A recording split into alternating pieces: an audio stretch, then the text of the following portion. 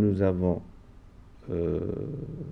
un code minier, un nouveau code minier, donc qui se veut un code qui va répondre à la problématique posée par cette activité qui reste, comme je le disais, une activité embryonnaire. Justement, nous avons travaillé avec nos partenaires, avec les autres départements ministériels, et nous avons maintenant un code minier qui va pratiquement changer à 100% le code que nous avons qui date des années 50.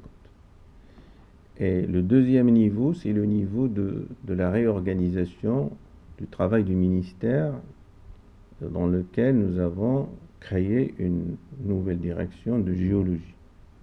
Parce que nous avons constaté, malheureusement d'ailleurs, que la cartographie géologique de notre pays ne dépasse pas les 36%. Et il est clair qu'on ne peut pas parler de booster un secteur minier si l'infrastructure géologique ne suit pas. Et la troisième dimension dans notre démarche, si vous voulez, c'est de faire renouer une grande zone de notre pays avec un investissement conséquent.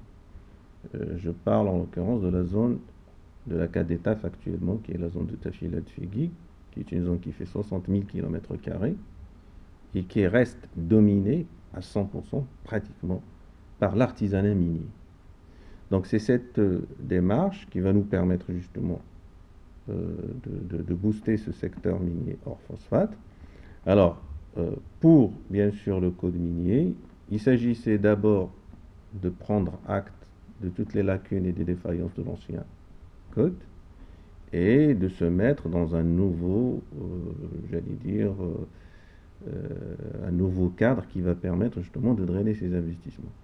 Alors, il y a beaucoup de nouveautés. Bon, les plus importantes, c'est que nous avons déjà créé, si vous voulez, une phase qui s'appelle la phase d'exploration.